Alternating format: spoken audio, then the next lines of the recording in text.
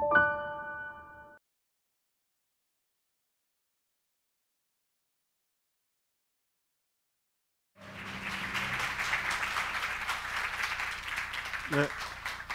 안녕하세요. 방금 소개받은 이중호입니다. 오늘 마지막 강연이 되는데 여러분들 너무 지루하실 그 오랜 시간을 제가 마지막 강연에서 좀 멋있게 끝내야 될 텐데 잘 될지 좀 걱정스럽습니다. 아, 오늘 제가 말씀드릴 내용은 로봇은 인공지능 로봇이죠. 인격체가 될 수 있겠는가 하는 겁니다.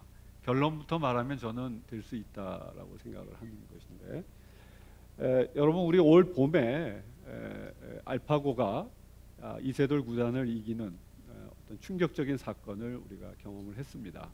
알파고에 대해서 그 당시에 많은 어떤 어떤 상반되는 어떤 관점들이 나타났는데, 일견에서는 이제야 이제 제4차 산업혁명이 본격 궤도에 올라설 수 있는 어떤 그 지점에 와 있다라는 그런 낙관적인 전망을 낸 사람들도 있고, 또 일각에서는 터미네이터가 현실이 되는 거 아니냐, 또 초지능이 나타나는 특이점 시대가 빨리 오는 것이 아니냐, 이런 우려와 두려움을 또 표현한 적이 있었습니다.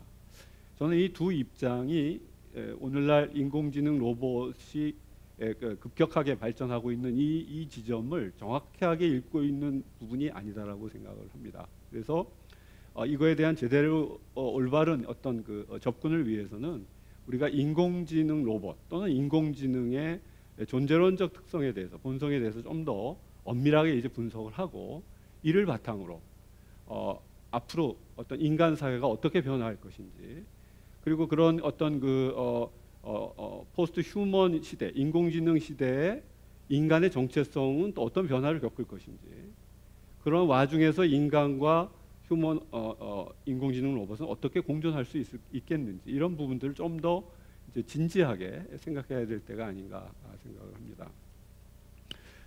여러분 뭐 아시는 얘기입니다만, 인공지능의 알파고에 대해서 조금 기술적 특성을 살펴보도록 하겠습니다. 알파고의 기술적 특성은 기본적으로 이제 몇 가지로 되어 있습니다만, 우선 인지에 관한 어떤 연결주의 모델에 기반을 하고 있죠. 여러분이 아시다시피 인지에 관한 연결주의 모델은 마음, 뇌, 컴퓨터를 동일한 원리에 의해서 작동하는 정보 처리 체계로 간주하는 그런 어떤 관점에서 시작이 됐습니다. 그러니까 인간의 뇌를 어떤 신경망, 인공 신경망 회로로 대체를 해버리는 것이죠. 동일한 걸로 간주를 하는 것입니다. 그런 맥락에서 인지라는 작용을 이런 신경망들의 어떤 상호 복잡한 네트워킹에 의해서 발생하는 어떤 현상으로 보고 있습니다. 그런 관점이 좀 더 구체화된 것이 딥러닝이죠. 여러분 다 아시다시피 그림을 보시면 처음에 대상에 대한 여러 가지 잡다한 이제 자료들이 곳곳에서 이렇게 수집이 됩니다. 그 다음 단계가 이제 겹겹이 이제 메타적인 레이어 형태로 층위가 높아지는 단계인데, 이 층위가 높아질수록 처음에 우리가 가졌던 로 데이터들, 어떤 잡다한 어떤 이미지의 조각들이 점점점 하나의 형태를 지니면서 이미지를 만들어 나가죠. 이렇게 고도의 어떤 메타의 이런 일련의 과정을 겪으면서 최종적으로 그 이미지를 재현해내는 방식인데, 이런 방식이 바로 딥러닝에서 추구하는 기본 방식입니다. 딥러닝은 그런 면에서 앞서 얘기했던 신경망 어떤 모델을 좀 더 심화시킨 심화 신경망 알고리즘에 기초하고 있다, 이렇게 볼 수가 있겠습니다. 알파고가 바로 이것에 기반해서 이세돌을 이겼죠. 그 외에도 이제 클라우드 컴퓨팅 환경이라는 게 상당히 중요하죠. 알파고는 1200대의 CPU가 동원돼서 함께 공동적인 어떤 작업을 한 것입니다. 어떤 특정한 국소 공간에서 있던 것이 아니라 여러 곳에 산재해 있는 수많은 CPU들과의 공동적인 작업을 할 수 있었는데, 그것은 바로 클라우드 환경, 컴퓨팅 환경 때문에 가능했죠. 또 중요한 것은 결국 상당히 중요한 의미를 오늘날 우리에게 던져주고 있는 것이 빅데이터입니다. 빅데이터는 아무리 인공지능 또는 어떤 인공지능 로봇이 기본적인 어떤 그 체험이나 어떤 경험을 하지 않더라도 빅데이터를 통해서 학습을 한다면 간접 경험을 할 수 있는 그런 어떤 능력을 제공해 준다는 면에서 빅데이터를 우리가 무엇을 어떻게 만드느냐가 상당히 중요한 문제가 되고 그 빅데이터에 의해서 인공지능이 어느 정도의 능력을 가질 수 있느냐 가질 수 없느냐가 결정될 수 있기 때문에 이 빅데이터는 상당히 중요한 어떤 기술적인 어떤 요소가 됩니다. 자, 이렇게 알파고를 보면 이런 기술적 특성을 통해서 알파고에 대해서 이런 결론을 내릴 수가 있을 겁니다.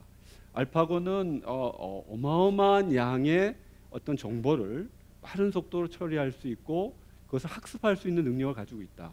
여러분 다 아시는 거죠. 뿐만 아니라 자율적인 어떤 학습이 가능하기 때문에 인간에게서 그동안에서만 발견되어 왔던 어떤 자율성이라든가 자의식이라든가 자유의지에 아직은 못 미치지만 그것을 만들어 나갈 수 있는 어떤 기반을, 물질적 기반을 갖추고 있다. 이렇게 얘기해 볼 수 있겠습니다. 저는 그런 면에서, 그런 맥락에서 알파고의 등장은 21세기를 포스트 휴먼 시대로 만드는 어떤 출발점이다. 이렇게 생각을 합니다. 21세기를 포스트 휴먼 시대라고 논하기 전에 먼저 휴머니즘을 만들어냈던 과거 근대 시기로 잠깐 가보도록 하겠습니다. 여러분들이 잘 아시다시피 이제 근대 혁명, 17, 18세기에 있었던 혁명은 근대적 개인, 근대적 사회, 그리고 인간의 존엄성과 주체성을 강조하는 인본주의, 이것을 탄생시켰습니다. 이 탄생 이후로 또 철학에서는 인간의 본성의 핵심적인 요소들인 이성, 감성, 도덕성, 가치, 자유의지, 자의식 이런 부분들을 철학적으로 본격적으로 논의하기 시작했습니다. 또 더 나아가서 이런 인간 어떤 인본주의적 관점에서 인간과 인간, 인간과 신, 인간과 자연, 인간과 기계에 관한 관계를 재조명하기 시작을 했습니다. 결과적으로 인간과 인간이 아닌 모든 것들의 경계를 명확히 하고 인간의 중심에 서 있고 인간 이외의 다른 모든 것들이 인간 주변에 마주보고 서 있는 그러한 어떤 틀을 이제 만들어낸 것이죠. 모든 것에 인간이 중심이 되어 있었습니다. 이런 인간 중심주의는 과학기술 문명에서도 그대로 나타납니다. 근대에 들어와서 본격적으로 발전하기 시작한 과학의 경우에 앞서 많은 분들도 이제 언급을 하셨습니다만 인간이 객체인 자연을 탐구하는 주체로 묘사가 됩니다.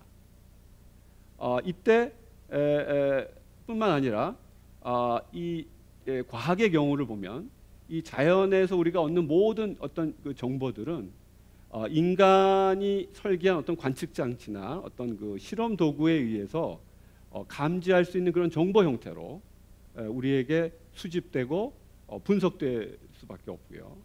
그리고 자연의 모든 법칙과 현상들은 인간이 개발한 언어와 개념 체계에 의해서만 이해되고 해석될 수가 있습니다. 자연에 대한 어떤 과학적인 어떤 이야기들이 전부 인간에 의해서 인간이 만들어낸 어떤 다양한 도구, 장치, 개념적인 어떤 틀들에 의해서 이제 해석이 된 것이죠.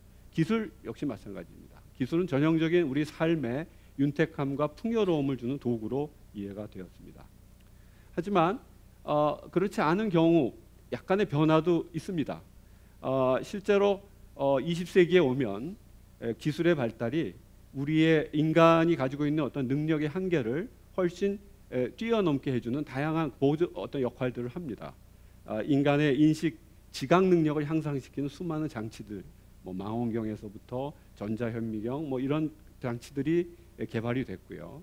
그 다음에 또 초거시 세계나 미시 세계를 우리가 직접 볼 수가 없는데 그런 것들을 탐구할 수 있는 장치들이 개발이 되어 있어서 결국 과거와는 다르게 인간이 자연을 탐구할 수 있는 가교 역할을 해주고 있습니다. 만약에 그런 기계들이 없었다면 그리고 그런 기계들이 제공해주는 정보가 없었다면 인간은 자연에 대한 어떠한 지식도 얻을 수가 없게 되는 것이죠. 자, 이런 경우 이 기계의 역할은 더 이상 어떤 객체로서 존재하는 것이 아니라 인간이 자연을 탐구하는 데 필요한 인식 주체의 요소로서 일부로서 이제 참여하게 되는 것이죠. 그러한 나름대로의 기계의 어떤 자기 변신이 있었다고 생각을 합니다. 21세기에 오면 과거 기계들이 인간의 육체적 활동을 대신해 줬다면 이제는 그걸 뛰어넘어서 인간의 정신적 활동까지 대신해 주는 기술들이 발전하고 있습니다. 앞서 보았던 알파고를 비롯한 수많은 인공지능 프로그램과 컴퓨터들, 또 최근에 로봇들이 이제 휴머노이드 로봇들이 많이 등장하고 있는데 인간의 감정을 표현하고 인간과 대화를 나누고 또 인간처럼 자율적으로 행동하는 이런 로봇들의 등장도 우리가 볼 수가 있습니다. 하지만 이런 인공지능이든 또는 로봇이든 지금은 한계를 가지고 있죠. 알파고가 아무리 뛰어나도 인간이 가지고 있는 멀티 능력을 다 감당해낼 수는 없습니다. 어떤 특정한 영역에 관한 능력에서 인간을 뛰어넘고 있는 것이죠. 로봇도 마찬가지입니다. 어떤 감정을 표현한다거나 언어를 언어로 대화를 나눈다거나 어떤 행동을 표현할 때 아직 부자연스럽고 거칠고 섬세하지 못합니다. 하지만 기술의 발달은 이러한 어떤 인공지능 또는 로봇이 가지고 있는 한계를 극복하도록 만들 것입니다. 그래서 저는 앞으로 로봇 사피언스라는 것이 21세기에 도래할 것이다라고 이제 감히 말씀드리고 싶은데요. 인간 전반적으로 인간처럼 느끼고 생각하고 말하고 행동하는 그런 어떤 로봇, 인공지능 로봇이죠. 이걸 이제 제가 로봇 사피엔스라고 칭하도록 하겠습니다. 이런 로봇이 21세기에 등장할 것이다라고 봅니다. 이런 맥락에서 저는 21세기를 포스트 휴먼 시대로 규정을 하고자 합니다. 자, 이 포스트 휴먼 시대가 가지고 있는 몇 가지 특징을 보시면 우선 인간과 기계의 탈경계를 보여주고 있습니다. 두 번째는 그동안 인간에게 고유한 어떤 것으로 인식되어 왔던 여러 가지 능력들, 이성, 감성, 자율성, 자의식, 자유의지 등 어떻게 보면은 인간 본성의 핵심적인 요소들이죠. 이런 부분들이 기계에서도 구현될 수 있는 가능한 그런 시대. 세 번째는 기계가 인간 외부에서 객체의 어떤 도구로서만 존재하는 것이 아니라 인간의 몸 또는 마음의 일부로 주체가 되는 그런 시대. 그래서 이 포스트 휴먼 시대를 이렇게 세 가지 특징을 가지고 있는 것으로 이야기를 해볼 수가 있습니다. 자, 이런 포스트 휴먼 시대에 앞서 말씀드린 휴머노이드 로봇 또는 로봇 사피언스를 우리는 어떻게 이해해야 하고 받아들여야 할 것인지 이제 그게 우리의 주된 문제로 남게 되었습니다. 지금까지 철학자들은 인간과 관련된 수많은 어떤 철학적 개념들과 논의들을 만들어냈습니다. 앞서 말씀드렸던 것처럼 17세기 근대혁명 이후에 인간 본성에 관한 수많은 어떤 능력들이 철학에서 중요한 어떤 그 주제로 제시가 됐고 지금도 그 논의들은 이어지고 있습니다.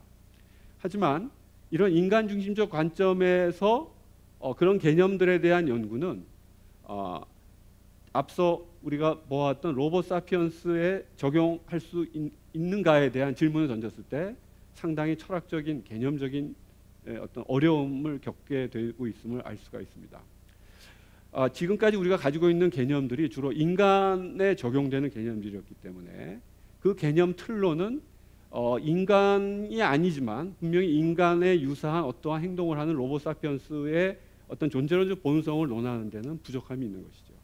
그래서 이제는 인간 중심적인 관점에서 어떤 그런 인공지능과 같은 존재자를 단순한 도구로 보는 것이 아니라 탈인간 중심적인 관점에서 그들을 새로운 존재자인 로봇 사피엔스로 볼 수 있는 그런 어떤 개념 체계와 어떤 사고에 관한 철학적 성찰이 이제 필요하다고 생각을 합니다. 간단하게 말씀드리면 포스트 휴머니즘이 이제 필요하다는 것이죠. 자, 이런 비인간적 인격체에 대한 어떤 이야기를 좀 더 진행을 해보겠습니다. 우선 이 논의를 하기 위해서 두 가지를 좀 강조하고 싶은데요. 기본적으로 인공지능 로봇의 존재론적 본성, 로봇 사피엔스의 존재론적 본성에서 가장 중요한 관건이 되는 것은 역시 인격성입니다.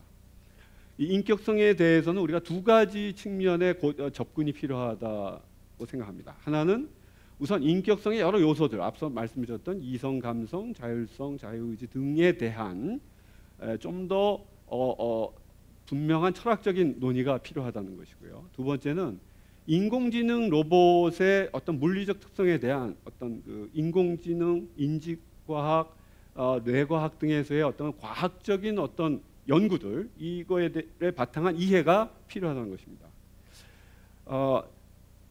인격성의 다양한 요소들에 대한 철학적 분석은 그동안 인격성의 많은 논의들을 인간 중심적 관점에서 논의해왔기 때문에 만약에 이에 대한 논의를 우리가 추구하자고 한다면 동서양을 막론한 어떤 전통 철학 체계 내에서 인격성의 이 요소들을 인간에게만 배타적으로 적용하지 않았던 그런 철학자들의 견해들을 우리가 일단 찾아오는 것이 1차적으로 할 수 있는 작업이 아닐까 생각합니다.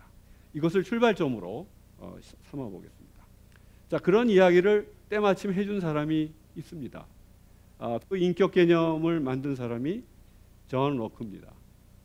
존 로크는 영국의 유명한 경험론 철학자죠. 인간 개념과 인격 개념을 구분을 하고 있습니다. 인간 개념이 man, 인격 개념이 영어로 person인데요. 자, 인간 개념은 생물학적 좋은 개념이라고 보고 있습니다.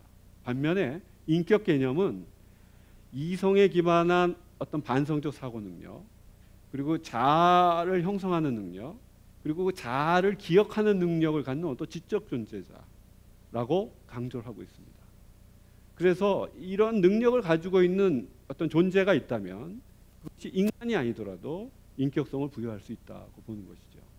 자, 지금 저는 이 세 가지 능력이 로봇 사피엔스에서 충분히 기술적으로 구현될 수 있다는 것을 말씀드리고 싶고, 그런 면에서 로크의 인격 개념이 바로 로봇 사피엔스에 적용되는데 큰 무리가 없을 것이다 라고 강조하고 싶습니다.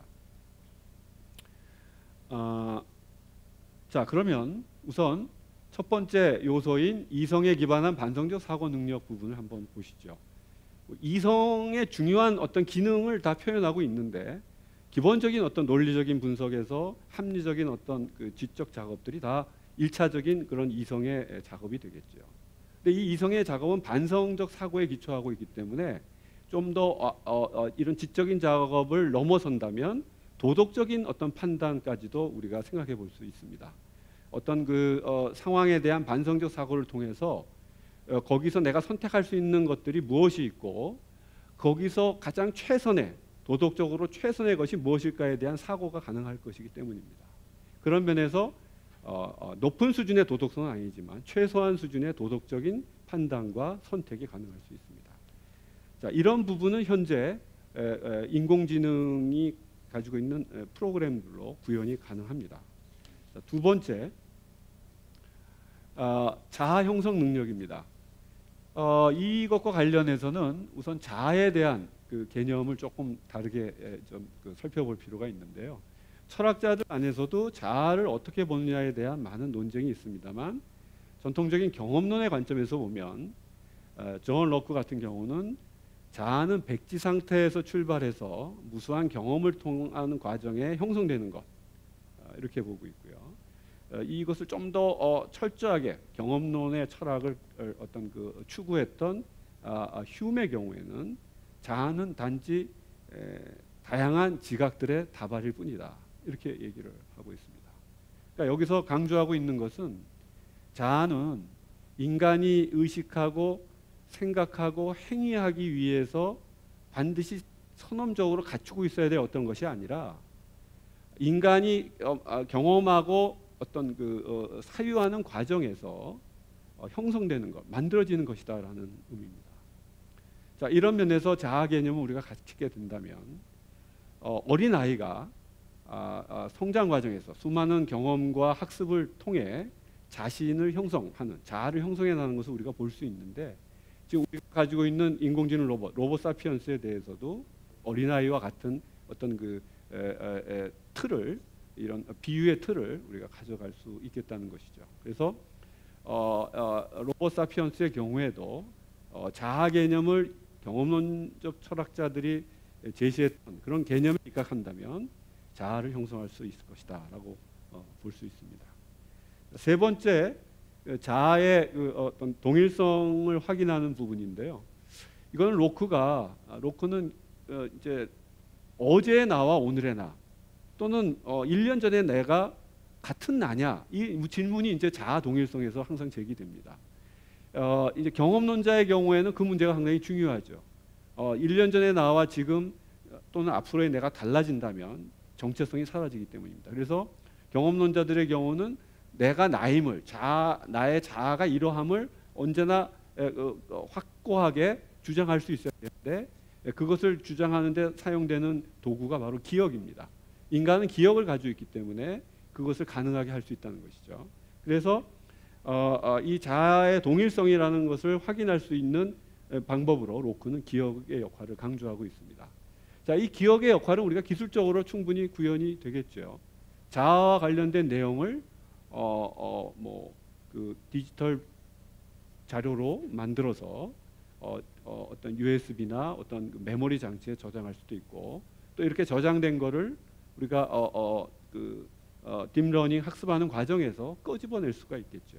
이렇게 된다면 자아 동일성을 확인하는 노력도 그렇게 불가능한 일은 아닙니다. 이런 로크적인 접근 외에도 인격 개념에 대한 또 다른 어떤 관점들이 있습니다. 두 가지만 제가 말씀드리겠는데요. 우선 여러분이 잘 아시는 피터 싱어인데요. 피터 싱어는 동물 윤리학자입니다. 피터 싱어는 고통을 느낄 수 있는 능력을 가지고 있는 존재는 다 인격성을 갖추고 있다고 보아야 한다, 이런 주장을 하고 있고요. 이런 논거에 근거해서 2014년에 아르헨티나 법정에서는 오랑우탄을 인격체로 인정을 하고 동물원에 갇혀 있는 오랑우탄을 풀어주라는 명령을 내렸습니다. 또 다른 인격 개념은 법조계에서 사용하는 법인격 개념입니다. 이 개념은 회사와 같은 어떤 그런 조직에 이제 인격성을 부여하는 것인데, 이때 인격성은 인간에게서와 같은 자율성이나 자유의지가 아니라 자기 소유권에 근거해서 부여를 하고 있습니다. 자, 이렇게 로보 사피언스에 대해서 이제 인격성을 우리가 부여할 수 있다고 한다면 또 다른 질문을 하나 던질 수 있을 것입니다. 이 로보 사피언스를 도덕적인 존재로까지 우리가 받아들일 수 있을 것인가 하는 거죠. 인격성을 가질 수 있다면 도덕적인 어떤 판단과 행동도 할 수 있을 테니까요. 자, 그러면 왜 이런 로봇에게 도덕적인 지위와 관련된 논의까지 우리가 생각하고 고민을 하는지 말씀드리면, 자, 로봇의 도덕적인 존재론적 지위에 관한 논의는 인공지능 로봇이라는 존재를 우리가 어떻게 받아들일 것이냐, 그리고 그런 존재와 우리가 어떻게 함께 살아갈 것이냐에 대한 문제를 이야기할 것이고요. 그런 과정에서 인간과 로봇 간의 어떤 공존에 필요한 어떤 그 윤리나 도덕의 문제, 규칙으로서의 윤리와 도덕이 반드시 요청됩니다. 다시 말씀드리면 로봇의 존재론적 본성에 관한 문의는 자연스럽게 로봇의 도덕적 지위와 관련된다는 것이죠. 그래서 실제로 어떤 존재론적 본성에 관한 논의에 멈추지 않고 이것을 더 나아가 도덕적 지위로까지 확대할 수 있을지에 대한 논의들이 이제 필요하다는 것입니다. 저는 이 인공지능 로봇의 도덕적 지위에 관한 논의를 함에 있어서 두 가지를 좀 고려해야 한다고 생각하는데요. 하나는 첫 번째, 우리가 아까 인격성 개념에 대해서 많은 논의를 했었는데 똑같이 도덕성 개념에 대해서도 많은 논의가 필요하다는 것입니다. 전통적인 어떤 인간 중심적 관점에서는 도덕성 개념은 인간에게만 부여됐던 고유한 본성입니다. 도덕성은요. 그래서 도덕성 개념을 논할 때 인간 이외의 다른 존재에 대해서는 우리가 논하지를 않았었습니다. 그렇다면 이제는 그런 인간 중심적 관점이 아닌 좀 더 폭넓은 탈인간 중심적 관점에서 도덕성 개념에 대해서도 더 많은 논의가 필요하겠다는 것이죠. 두 번째 접근은요. 필요한 요소는 고려해야 될 요소는 도덕성이라는 것은 어떤 개체가 가지고 있는 속성의 측면이 강합니다. 하지만 우리가 삶을 살아갈 때 타인과의 생활 속에서 다양한 어떤 사회적이고 윤리적인 문제들을 접하게 됩니다. 이때 이런 윤리적인 문제를 접할 때 이미 그 과정에 그 어떤 그 흐름 그 틀 속에 함께 참여하고 있다면 저는 이미 그것이 인간이 되었든 고등동물이 되었든 로봇 사피엔스가 되었든 도덕적 존재일 수밖에 없다는 겁니다. 인간과 연관된 윤리적인 문제에 함께 그 문제를 풀어야 하기 때문에 그렇다는 것이죠. 그래서 이런 관계적 측면, 개인의 속성적 측면 외에도 어떤 인간과의 관계적 측면에서의 어떤 도덕적 존재성 또는 도덕성을 함께 고려할 필요가 있다는 것입니다. 먼저 속성으로서의 어떤 도덕성 개념을 좀 살펴보고자 합니다. 자율주행차 여러분 잘 아시죠? 그리고 앞으로 정말 머지않은 미래에 자율형 킬러 로봇이 나올 것입니다. 이미 뭐 작년에 미국에서 드론을 작동하던 그 비행사들이 자기들이 더 이상 드론을 작동할 수 없다는 양심 선언을 했습니다. 이제 인간이 작동하고 드론을 수동적으로 움직였던 시대가 이제 끝나간다고 저는 생각을 합니다. 사람이 더 이상 할 수 없는 일이면 이제 기계가 하려고 하겠죠. 그러면 결국 드론에게 우리가 자율성을 부여할 수밖에 없게 됩니다. 자, 이렇게 자율주행차가 되었든 자율형 군사 로봇이 되었든 이들이 행하는 자율적인 어떤 판단과 행위는 인간에게 굉장히 민감한 도덕적 문제를 이야기할 수밖에 없습니다. 그래서 우리가 이들의 어떤 결과만을 놓고 책임을 묻는 것이 이전에 이들의 행함 속에서의 어떤 도덕성과 관련된 다양한 논의들을 좀 할 필요가 있겠다는 것이죠. 그래서 최근에 많은 철학자들이 도덕성 개념을 전통적인 인간 중심적 관점에서는 세밀하게 분석을 하지 않았지만 최근에 와서 인간이 아닌 다른 존재자들에게 도덕성을 부여하려고 할 때 인간이 가지고 있는 도덕성 개념을 적용할 수가 없기 때문에 다양한 유형의 도덕성 개념들을 세분화하고 있습니다. 그 중에 하나가 기능적 도덕성 개념, 또 하나가 조작적 도덕성 개념입니다. 조작적 도덕성 개념은 프로그램에 입력시켜서 그 프로그램대로 움직이게 하면 됩니다. 아주 기본적인 어떤 윤리적인 원리들이나 법칙들이 다 거기에 해당되겠죠. 적어도 우리가 휴머노이드 로봇이 됐든 인공지능이 됐든 그들이 절대 해서는 안 되는 몇 가지 사안들은 프로그래밍을 할 수가 있습니다. 이거보다 조금 차원이 높은 도덕성이 이제 기능적 도덕성인데 전적으로 프로그램에 의존하지는 않지만 어느 정도 그래서 자율성을 갖고 있지만 그래도 실제 어떤 그 다양한 상황들이 발생했을 때 거기서 지켜야 될 어떤 윤리적인 행동 규범들이 있을 텐데 이것들을 스스로 판단해서 지키도록 할 수가 있습니다. 이때 우리가 그 존재한테 부여할 수 있는 도덕성이 개념이 있다면 아마 기능적 도덕성 개념이 아닐까 생각합니다. 전통적인 휴머니즘적 접근에서는 우리가 분석하지 않았던 도덕성 개념이 탈휴머니즘적 관점에서 이제 세분화된 분석의 어떤 이제 과정에 있다는 것이죠. 두 번째 그 관계적 측면에 대해서 조금 보도록 하겠습니다. 이 관계적 측면은 그 존재자가 어떤 도덕성을 가졌느냐의 문제가 아니라 그 이제 로봇 사피엔스의 경우 그 행위가 인간에게 어떤 도덕적 문제를 일으켰느냐에 초점을 두는 것이죠. 일단 그것이 자연적 존재이건 인공적 존재이건 어떤 인간에게 도덕적이고 윤리적인 영향을 끼치는 순간 이미 그 존재는 도덕적 존재가 된다는 것이 저의 주장입니다. 인간과 같은 어떤 도덕성을 갖고 있지는 않습니다. 다만 다른 방식의 도덕성 개념을 그래서 부여해 줘야 되겠습니다만 적어도 그런 맥락에서 관계 측면에서 볼 때 이미 그 존재자는 도덕적인 존재자로 간주하자는 것이죠. 그렇게 본다면 이미 앞으로 등장할 인공지능 로봇은 그런 어떤 두 가지 측면에서 볼 때 도덕적 존재자일 수밖에 없다는 것입니다.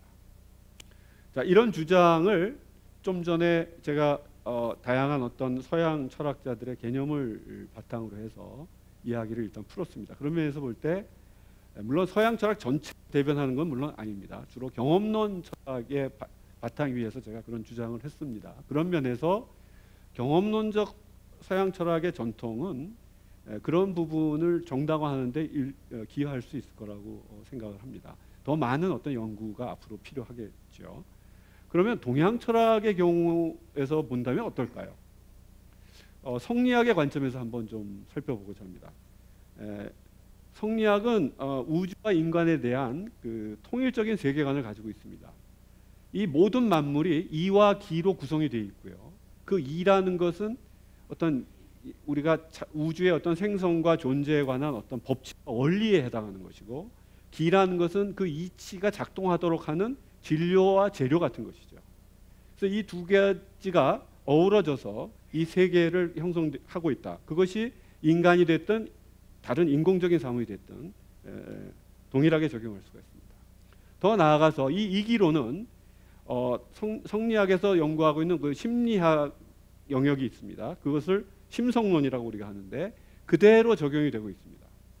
심성론에는 인성 물성론이라는 두 어떤 관점이 있는데요. 주장이 있습니다. 여기에는 두 입장이 서로 대립합니다. 하나는 인성과 물성이 동일하다는 동론의 입장이 있고 서로 다르다는 이론의 입장이 있습니다. 이 두 입장이 어떤 입장이든 간에 인간에게 부여했던 도덕적 품성을 일부 또는 전부를 인공물에게도 부여할 수 있다라고 주장을 하고 있습니다. 물론 이제 차이가 있습니다만 어쨌든 전반적으로 그 차이에도 불구하고 도덕적 품성을 부여할 수 있다는 점에서는 공감하고 있습니다. 그래서 로봇에 대해서도 그런 수준의 도덕적 지위를 부여할 수 있도록 성리학은 어떻게 보면 옹호해주고 있는 셈이죠. 포스트 휴머니즘이라는 우리가 앞으로 나가야 될 어떤 방향에 대해서 마무리를 해보도록 하겠습니다. 인공지능 로봇의 등장은 우리로 하여금 인간 중심적인 휴머니즘에서 탈인간 중심적인 포스트 휴머니즘으로 나아가라는 어떤 암시로 그런 전환을 조심스레 요청한다고 봅니다. 그러면 지금 어떤 부분들이 포스트 휴머니즘에서 필요한 것일지 세 가지 정도의 어떤 이야기만 간략하게 말씀드리고자 합니다. 첫 번째는 우선 인간과 기계의 관계에 대한 우리 생각의 전환이 필요합니다. 기계에 관한 도구론적 관점이 있고요. 저는 그것과 다른 입장에서 기계에 관한 실존적 관점을 강조하고 있습니다. 기계에 대한 도구론적 관점은 기계라는 것은 외부로부터 각인되면 인간이 되겠죠. 어떤 목적에 따라서 단순히 기능을 수행하는 도구일 뿐이다. 반면에 실존적 관점은 인공지능 로봇의 예에서 보듯이 기계가 스스로 어떤 지향이나 목적을 가질 수가 있습니다. 낮은 차원이라도. 또 세계를 구성하는 데 참여합니다. 단순히 객체가 아니라 주체의 일부로서도 참여하고 또 주체의 역할도 하기도 합니다. 더 나아가서 이것의 존재가 인간의 실존의 어떤 큰 변화를 야기할 수가 있습니다.